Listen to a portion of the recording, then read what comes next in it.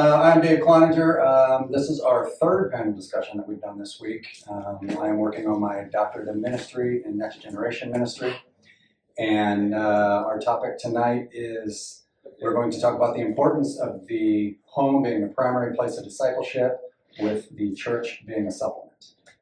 So enough about me, just a couple of ground rules. In a minute, I'll repeat the subject again, then we'll go through the panel. I'll have you introduce yourselves and just quickly give just a short synopsis of your thoughts, initial thoughts on the subject.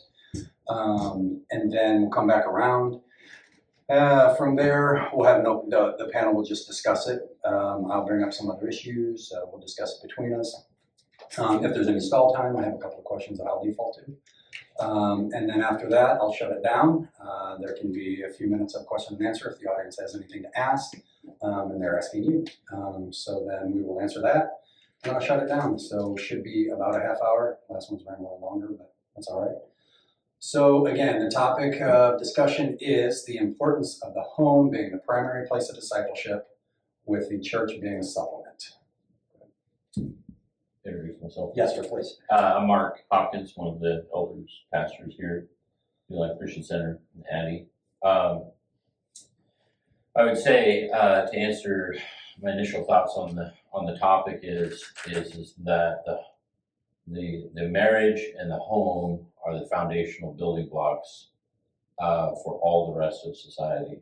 And so out of that, and you see both in the Old Testament and in the New Testament, the clear instruction for parents to bring their kids up to fear and admonition of the Lord, to teach and train. You see that in Deuteronomy. You see that pattern actually is laid out right from the get-go in the book of Genesis. You see it in the New Testament as the apostles write to the various churches. And so, yeah, it's critical. Let me pause you right there, and I will, to help generate some thoughts, maybe I didn't mention my Bible verses that I have written down for you guys, and you made me think of it. Deuteronomy 6 and 7 is kind of a premise for this. The words which I'm commanding you today shall be in your heart. You shall repeat them diligently to your sons. Speak of them when you sit in your house, when you walk on the road, when you lie down, when you get up. Ephesians 6:4, fathers, do not provoke your children to anger, but bring them up in the discipline and instruction of the Lord. That also had to do a little bit with the last panel discussion, which was a godly man leading the household. And then first one was Proverbs 22:6, train up a child in the way they should go. When they're old, they will not depart from it. So maybe that'll spawn some more thought. But Tammy. My name is Tammy, and we're married, so we have a lot of the same thoughts. Kind of per those verses, my thoughts would be that that's the primary reason for having your children develop a Christian worldview and having that molded and shaped in the home, first and foremost, and I think that's the most important. And then the church being a supplement to that, and other programs, scripture memory, other things like that.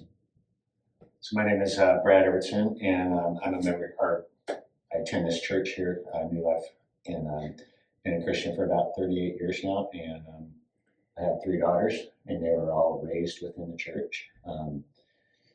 My oldest daughter was about 10 years old when we started attending church, and what I found out right away is that was my responsibility to be leadership, to lead my family where I wanted them to go. And it was my decision to follow Christ and be the example in the family.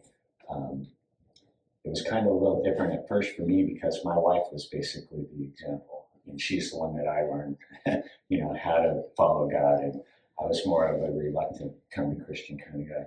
But by the time that the Holy Spirit entered me and gave me direction in my life and actually described what my purpose was, I believe that entire household fell on my shoulders to bring them up in the way that at that time I felt was right and the best thing for my family to do. And there's no way you can be a Christian in your household and not have the church involved, at least some church involved. You have to be in attendance, I believe, to not only have the support of the church and the people behind you, but also for the fellowship with other believers. It really builds that it's kind of like a camaraderie, but I don't want to say that because it's not really like that, but when I have a problem and I can go to another believer and they support me, that's the role of the church, I believe. And of course the teaching and, of course the potlucks. But no, I believe it is a father's responsibility. Hi, my name is Michelle Verdonsky, and I'm a mother of 2 grown sons now, and I guess my biggest thought is it's just a natural place for that training to start is in the home. I homeschooled my boys till high school, and it was you just incorporate it in every part of your life. You can't separate school learning, book learning, and their belief, and training them so that they can make that decision for themselves someday. And I hold firmly to the verse where you train up your child, and they won't depart from it. So my boys have kind of walked away, but that seed's still there, and they're reemerging. And so I know that just that time that you invest as a parent in your home can never be replaced. Can't be replaced in a school or in the church. It has to be in the home first, church second. That's good. Thank you. So one thing that we talked about a lot was the home being obviously the primary place, the church being the supplement. Are there specific programs or ways, or an example might be, and we talked about this before, was the importance of multi-generational relationships, the importance of multi-generational discipleship. That would be the supplement at church, but I think that also is important in the home. So can you talk a little bit to whether it be programs or certain relationships, anything specific as to whether it's at church or at home that you can think of? Anyone? I would say Awana, because it's a church program, but it's can and should be incorporated in the home. And like Michelle said, it's a piece of scripture memory, Bible memory and learning that can be incorporated into school, whether you homeschool or if your kids go to, public school, Christian school, other school. Like it's a piece of curriculum that it's secondary because it's a program at the church, but also can be just incorporated in the home and used as just reinforcement. But it's a great way to establish memorization. And that can happen without that program if you have homeschool curriculum, but I think it's a program that works well. So. And plus, if you're doing what you're supposed to be doing at home as a leader or what have you, because you have your role too as wife and a mother and all that, if we're doing our roles that we're supposed to be doing, everything at the church should be supportive of that. If you're doing what you should be doing and the church is doing what they're supposed to be doing. Which brings up another thought is, how can, specifically, are there ways to equip parents to be able to disciple their children at home? And that thought might go back to initially a question came up on the last panel about new believers. Are there ways that you can think that maybe families could be assisted in equipping their families at home to disciple? Yeah, we've done parenting classes here that specifically, teach, train, like younger parents. But even beyond just those specific classes that we can hold from time to time is the idea, and back to kind of your idea of the kind of multi-generational. So approach where you have, and this is true as Tammy was talking about Awana, we've had many, many times where you have 3 generations in the same family. And I think of one of our audience members, one of the other leaders here in the church, Les Whittakin, where he's had himself, his son and daughter-in-law, and their kids, so Leslie's grandkids, all working on the same night, ministering to kids in our community. And so when you have that going on for the kids in the community, whether it's church kids or non-church kids, you also have all of those dynamics and multiple layers within the family going on at the same time of discussion and encouragement, and how did your night go, and how was, Tommy doing with his verses, and so he could have either his kids or his grandkids asking him, like, how do I teach this verse, or how do I encourage this kid that's struggling to memorize and learn? So you can have what I'm saying is all these things can happen kind of almost simultaneously, whether it's at home, at grandma and grandpa's, or mom and dad's, or if you're at the church. It's all going on at the same time. And so to be able to reach out to, parents or grandparents that are a stage or two ahead of you in your parenting is a huge resource and huge benefit. That's what we're going to try to help with, beyond the classes and beyond the opportunities to minister together. So. Mark, I think that's really important. My husband and I were both first generation believers. So to have that church body model that picture of, these multi-generations and, just the hope that my children can carry that down and start a legacy of their own. It's super important.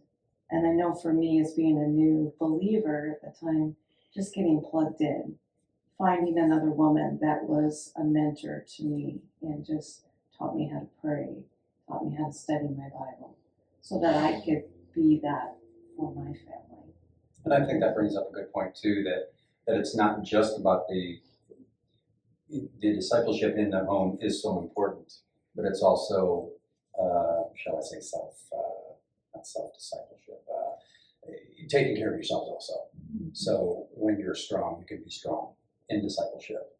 That you can't just disciple your kids within the home or be involved in church without taking care of your needs first.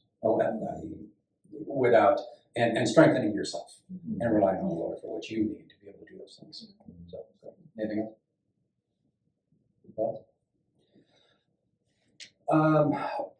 We kind of touched on it, but specifically, what does the relationship look like?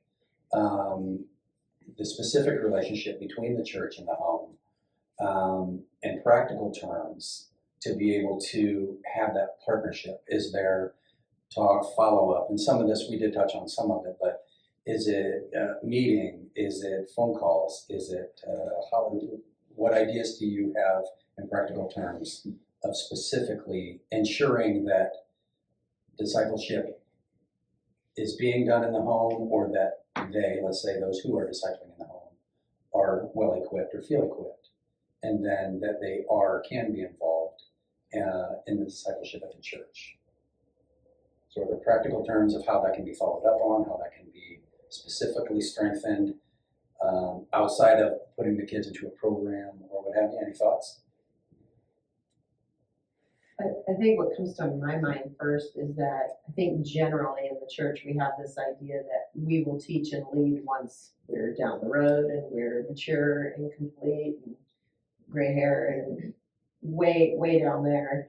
And I think the important thing of teaching kids to, even at young ages, they can disciple others. And the idea that we should be bringing people to where we are. Like Michelle said, when she was a new believer, like, you didn't have all the answers, you didn't know all the things, but like, bring somebody to where you were at. Somebody was discipling her. So we should always be in that line somewhere. But I think it's important to show that to our kids. Like, we should not wait to minister and serve other people till we have it all figured out, because that's what God's called us to now. So to me, that's the most important thing with discipleship and doing it in the home. Like, we're doing it together. It's not always perfect and it's not always pretty, but somehow we're going to all get in the van and we're going to go to Awana and we're going to serve, and we're going to talk about how the wheels fell off, and we're going to do it better next week. So, You guys have anybody have anything else on that? Sorry. Well, I think it's so important for like when you have children come up through the church, that there's other people outside of the family that support you in what you're teaching in that. Sometimes, I hate to say it, but your kids don't want to listen to you. And to have somebody else come up and kind of reinforce what you're teaching at home is huge, So there's a big role in the church, but it does definitely have to start in the home. And with that's why it's so important to have two parents, two-parent families. It makes me think of how many times I've looked at my kids when I've said something one time and another parent says the same thing, sometimes in the same words to my children, and you just kind of see their brain turn, and so I think to myself, oh, all right, they heard it again, but it meant something to them that time, not just because I said it sometimes. Sometimes that connection in the church helps parents course correct. And Tammy and I had that situation. So we homeschooled our 3 kids all the way through, except Michaela, our oldest, went to public school as a kindergartner. And so folks that we went to church with later in that school year kind of pulled us aside and said, and this is with a kindergartner, and Michaela was so cute, and she was perfect in every way, sinless as a kindergartner. But She is partial. Yeah, we have pushback from the audience. Yeah. But in our eyes, that was true. And so some good friends of ours and mentors of ours, people we went to church with, they pulled us aside and said, hey, we see a little shift in her attitude and responses. And they were seeing that not just because they were friends and we did life together, but they saw some of those shifts at church. And it was hard for us to hear that word of correction and whatnot. And they were Awana leaders. And they were Awana leaders at the church that we went to at the time. And so even though it was difficult to hear that, we wouldn't have had that connection with them, and we wouldn't have had those observations had we not been in fellowship together. And so they were loving us so much to say, hey, we see a few little things. We just want you to be aware. And it was actually turned out to be a great thing in the end, even though it was hard to hear on the front end. On the back end, it was great. And we actually did. We put her out of public education. And it wasn't the teacher. It wasn't what was being taught in the classroom. Actually, it was more of the education to and from school that she was getting on the bus. And so it helped us, I guess I'm saying, it helped us, and all of those changes and the messaging and all of that was this interface between the home and the local church. And I think too, that would kind of answer that question of what are in practical terms, what is it? One would be love between people and fellowship, right? You need those relationships where you can talk to someone in love and they know that it's for their good. It goes back to the old adage of, it takes a village to raise, right? So we do want those relationships to be able to have other people love on our kids and teach and disciple our kids, but sometimes it's for us also as parents, right? So to make that shift and correction. One of our strong blind spots as believers is our kids. We have a real strong blind spot because we think that we're doing great.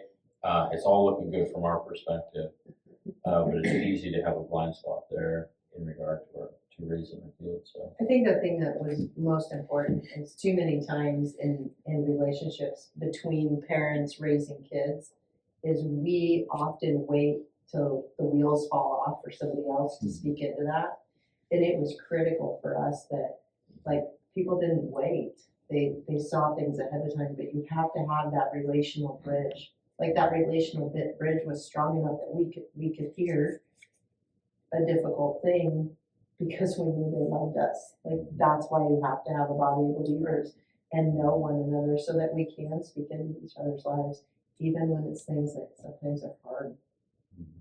Better to get correction from someone you love than someone you don't care for. There you Can go. the audience intervene? Go. Back what Brad said, Fred and Susie Crowley started Northwest Basketball Camps years ago, and Fred used this example. He says, pray for a godly man in your son's life and a godly woman in your daughter's life that reflect your values too. It's important, and again, I think that solidifies that need for the parents. It is for the kids, but to be strengthened, and if you needed those friends to be able to come to you to say, to make your household better, more Jesus-like, in the sense that, you know, being able to correct or guide, lead, disciple, whatever it would have been at that time. Good. Is there a way that we can teach families to not lean too far into the church? Is there a way to help them understand that the discipleship should be at home? Can you tell me a healthy way that that you could allow it to be, allow the discipleship to happen at home and not have families lean too far into the church? What does that look like? I would say yes, in this way, and that is as a constant reminder of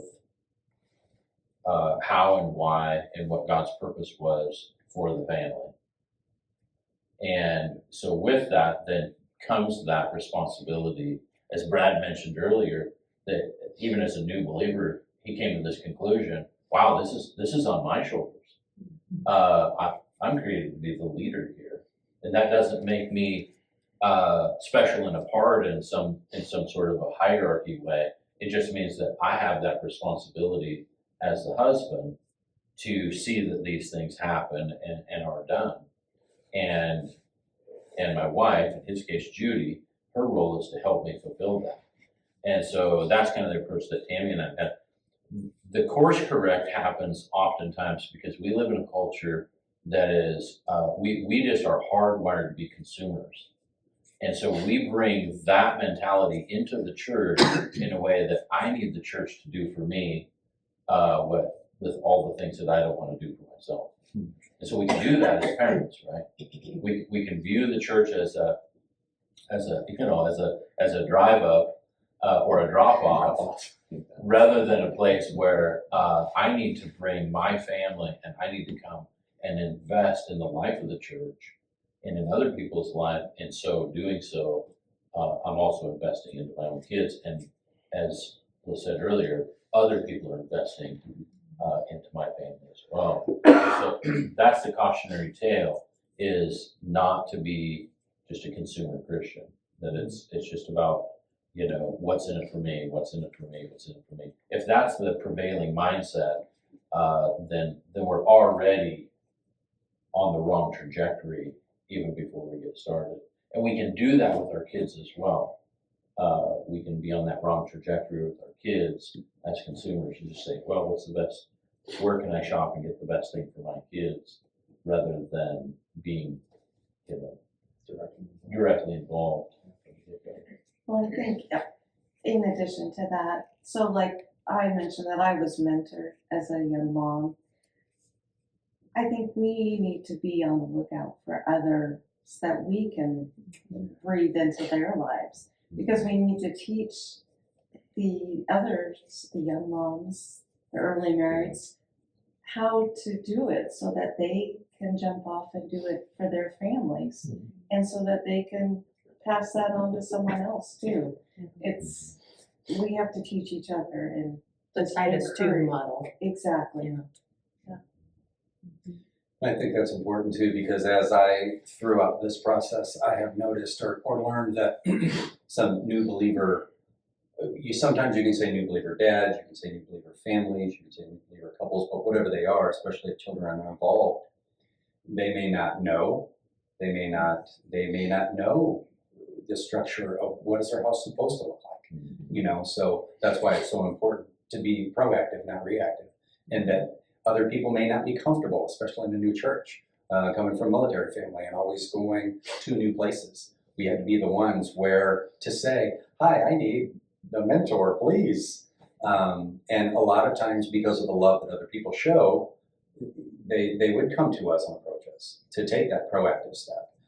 Because some people may not be able to step out and say, hey, I need some help. So I think it's a good point to be proactive and searching people out.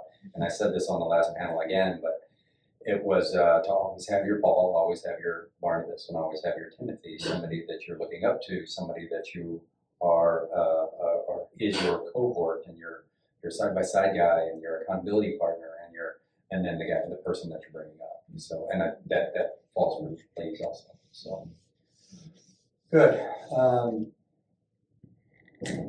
It's also quite important. Do you have anything to say on the point of the importance of the dependency on the church programs, but teaching the families how to do things on their own? And that may be geared more towards new believer families. But what are some things that they can do? What are some ideas that families can do to have that discipleship at home? We've talked generally about what is good to do and how to raise children. Are there some specifics? My first example might be we choose to do world news in the morning, and then we read the Bible. We take socials, So are there other specifics that you can think of that if somebody says, what can I do for discipleship at home? What would that be? I think especially for new people, or if you are coming out of, like if you weren't raised as a believer or you're new to the church, understanding the concept of making it when you walk along the way, when you sit down, when you rise up, learning to have it be a lifestyle, that it's not just Bible time in the morning. Although Bible time is important, I'm not taking away from that, but how do you fit it into everyday life? And that looks different for different people. Like, we work where we live, so we're doing school and work and life all together. Like, I don't know what you did for a job when your kids were little. It's mechanic.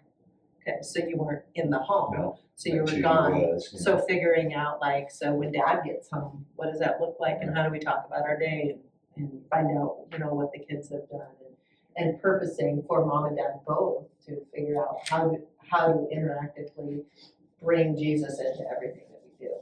Yeah, see, that's something that I regret not doing enough of. Making my family sit down and having a 6 o'clock prayer time before dinner every night, and really, I was more lenient on that stuff, and I think I kind of regret that a little more now.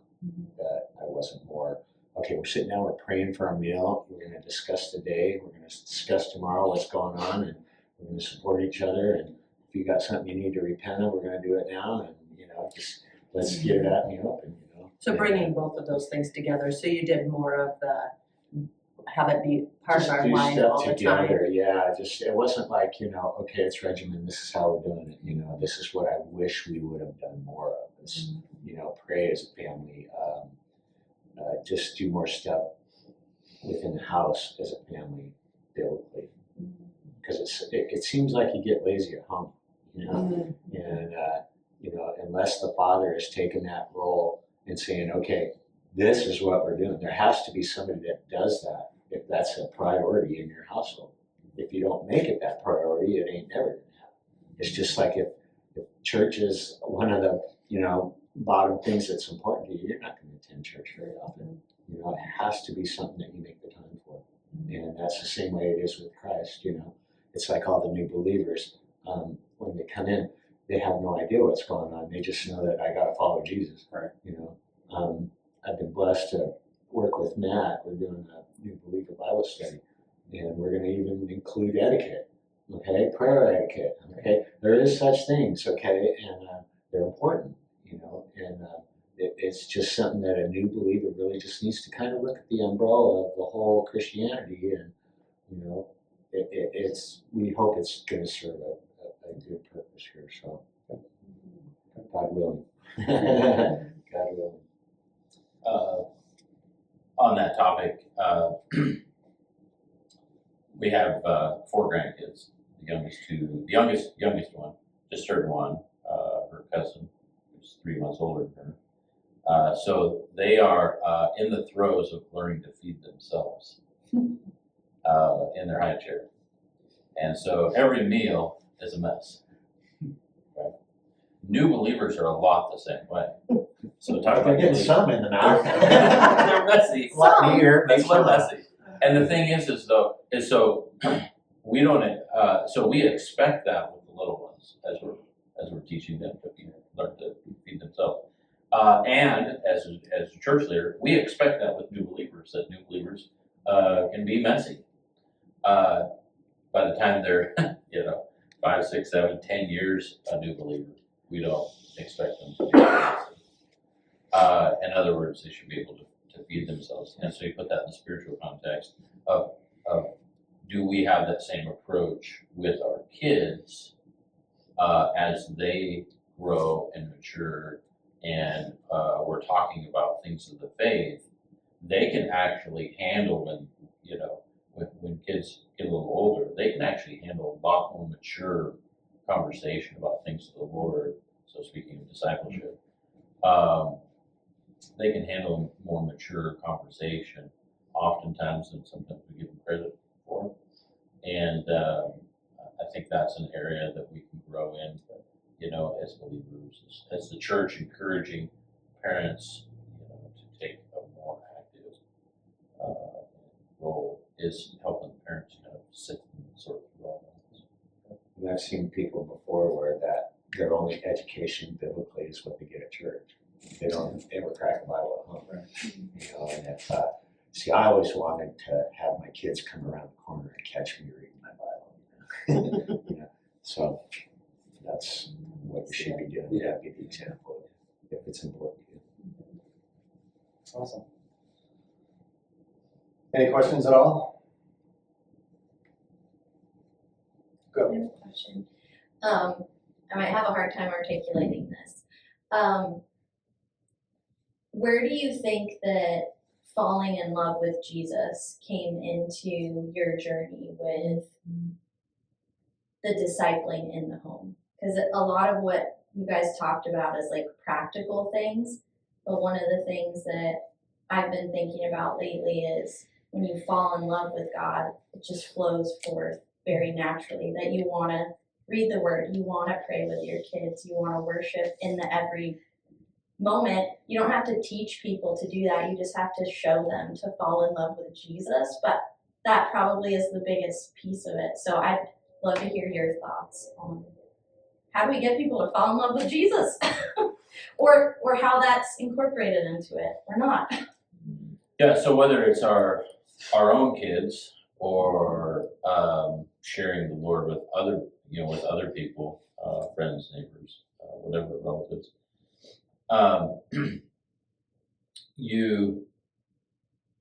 that starts with really an understanding for the non-believer, a depravity of their situation, really like how bad they really are and where they're headed, as opposed, because then the solution's easy, right? Then the solution of who Christ is, what he did, why he came to earth, all of that falls in. So that's kind of that natural first step. And even with our kids, like oftentimes as parents, we don't want to talk to our kids about their fallenness, because we live in a culture that every little kid's a skittle and a snowflake, and and they're super special in all sorts of ways, and indeed they are, from the standpoint that they're created with God's image stamped on them, but they're also fallen and inherited sin from Adam and Eve, and chose to sin ourselves if we're honest about it, or they did, and it's true of all of us. And so being able to start with that idea and saying, man, isn't God great? Like, this is how much I love him, because I know what I was like before I was a believer, and how much, how much of a rascal, how much of a sinner I was. And this is why I fall in love with him, because he loved me first. And so that's kind of where that starts, kind of maybe to bring, put a loop around your thoughts. So, Any other thoughts? Just like it's in like any relationship, the more you know someone, the more you know about them and can appreciate all that Jesus has done for us. We're nothing without him. And when I think of how far I've come as an adult before I knew Christ and after, I mean, you can't help but love him and be thankful in every part of my whole life about him and what he's done. And we can always witness and do everything right until we're blue in the face, but only God can change a heart. And for me, what really, really changed my heart is when I asked God to come live in my heart. When I asked His Spirit to come change me, that's when my perspective on life in general changed. My perspective towards my wife, my children. I look at my wife as a gift now, and she's straight from God. And how can I oppose that in any way? And it gave me a different perspective of how I look at my family and church and everything. Like tithing was one of the hard things I had to do. But do I have faith in Christ? We were very, very poor when we first became Christians. And to have that very little money that you're trying to just, squeak by, and then all of a sudden God calls you out, hey, why aren't you tithing to me? Do you have faith in me or not? Tough thing to do. God's always faithful. I'm not, but God always is. So that's how you get somebody to follow Christ. You tell them what they've done for you and how they've drug you out of whatever. For me personally, I so admire somebody that's grown up in the church because they haven't gone through the crap of the world, and it's a good thing, though. But I have very, very much to be thankful for because of what God's done for me and what He's forgiven me. Makes me appreciate my salvation a lot more. Good. Awesome. Well, that's all the time we have, guys. I appreciate it. But wait, there's more. But thank you very much.